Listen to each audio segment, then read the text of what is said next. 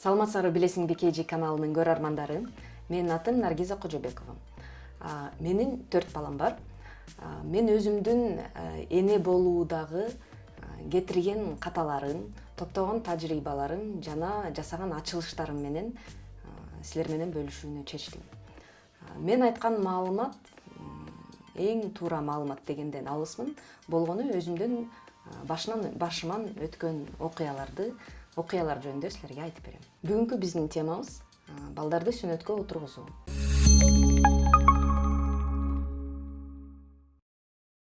Жолдошум экөөбүздүн 3 уулубуз бар. Демек биз бул процесстен 3 жолу өткөнбүз. Эркек баланы отургузууда эң биринчи пайда боло турган суроо баланы канча жашынан сүнөткө отургузуу керек? Менин оюм боюнча 3-5 жашка чейин бул эң оптималдуу жаш курам.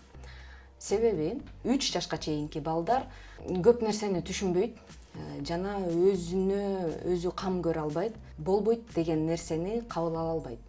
Ал эми 5 жаштан өйдө болуп калган балдар, алар өздөрүн башка балдар менен салыштырып, өзгөчө мектепке барган балдар өзүн башка эркек балдардан кем экенин сезе башташат жана ошондоймун деп ойлой башташат. Андай балдар ата-энесине келип суранат: эмне үчүн менин жыныстык мүчөм башкалардыкындай эмес, эмне үчүн мен алардан айырмаланып турам, мени качан отургузасыңар, мени качан мусулман кыласыңар, мен качан чыныгы эркек болом деген түрдүү суроолор пайда болушу мүмкүн. Ошондуктан ага жеткирбей 3 жаштан 5 жашка чейин сүнөткө отургузсаңар эң жакшы болот. Бул тууралуу баланын өзүнө айтуу керекпи? Муну ар бир ата-эне өзү чечиш керек. Бирок мен алгач болбой турган нерсени айтып кетейин. Эч убакта балага сен тентек кылганың үчүн, сен тил албагандыктан биз сени доктурга алып барып, ошондуктан чочосун кесип салабыз деп коркутуу такыр болбойт. Менимче бул жарабайт, баланын психикасына доо кетирип жатасыңар. Биз өзүбүздүн балдарыбызга мындай деп айтканбыз: сени азыр доктурга алып барабыз. Доктур сени дарылайт. Ал сени дарылагандан кийин биз бул жактан чыгып, сага оюнчук алып беребиз, андан кийин үйгө барабыз. Балага оюнчук алып берүү керекпи? Ооба, менимче балага сөзсүз оюнчук алып берүү керек. Бул муну ашыкча чыгаша катары көрбөгүлө, бул силердин нервиңерди сактай турган нерсеге инвестиция катары кабыл алгыла. Кийинки жылдары эркек баланы төрөлгөндө эле дароо ырымдатып койсо оорутпайт деген пикир дагы пайда болду. Бул суроону биз хирург Азиз Элгондиевке бердик. Ал мындай деп жооп берди: адам кандай жаш куракта болбосун, анын денеси ооруйт. Болгону жаңы төрөлгөн ымыркай анын кайсы жери ооруп атканын бизге айтып бере албайт. Ошондуктан бизге бул оорубагандай сезилиши мүмкүн. Экинчиден, жаңы төрөлгөн баланы сүнөткө отургузуу өтө кооптуу баланын ден соолугуна жана өмүрүнө. Себеби хирургдун айтымында жаңы төрөлгөн балада кан уюу процесси жакшы калыптана элек.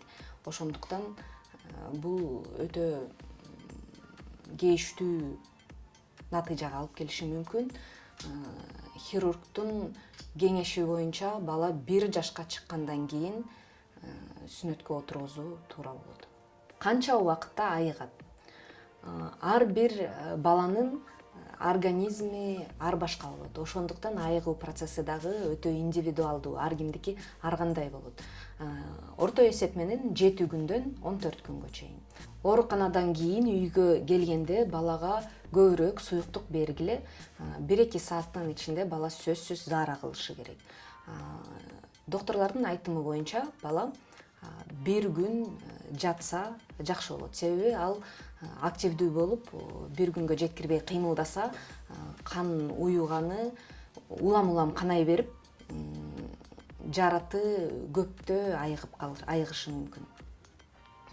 Ошондой эле ооруканадан чыккандан кийин дарыгерлер силерге марганцовка жана ливамиколь мазин жазып беришет.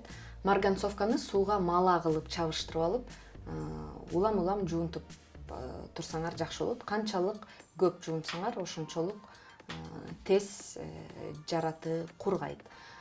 Ал эми левомикольдун функциясы бул жаратты тезирээк айыктыруу.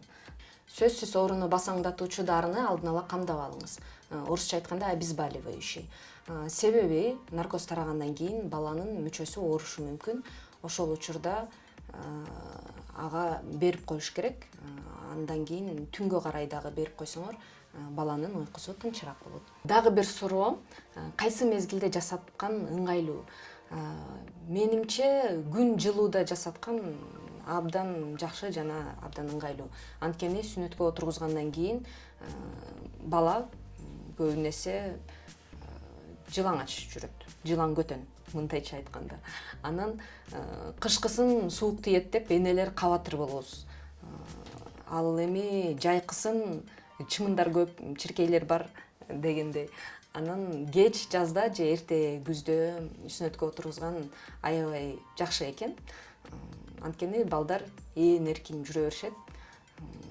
Жада калса кийин кийим кийгиси дагы келбей калат экен, ошентип жүргөнгө көнүп алышып. Сүнөткө отургузгандан кийин эч качан бул нерселерди жасаганга болбойт. Биринчиден, эч качан туздуу сууга жуунтпагыла.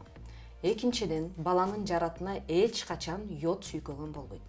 Үчүнчүдөн, балага тыкыз кийим кийгизбегиле жана кийими бош болсун, сөзсүз пахтадан болгону жакшы. Синтетика кийим болсо, бул дагы жараттын айыгышын создуктуруп, кандайдыр бир тоскоолдуктарды жаратышы мүмкүн.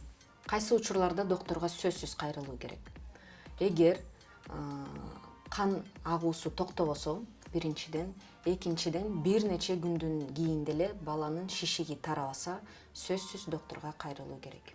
Сүнөткө отургузулгандан кийин врачтар баланы 1-2 саатта сөзсүз заара кылуусу шарт деп айтышат. Ал үчүн балага көбүрөөк суюктук беришиңер керек. Мен тажрыйбамда мындай күлкүлүү бир окуя болгон.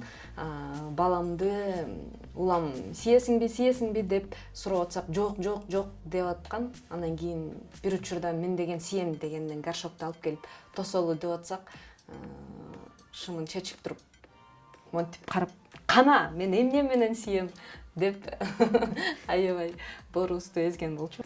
Билесиңби KG каналынын көрөрмандары, бүгүн биз баланы сүнөткө отургузуу тууралуу сөз кылдык. Кийинки чыгарылышта кыз балага тарбия берүүнүн өзгөчөлүктөрү тууралуу айтып беребиз. Эгер силерде сүнөткө отургузуу тууралуу кандайдыр бир кызыктуу окуялар бар болсо, өзүңөрдүн тажрыйбаларыңар менен бөлүшө кеткиле.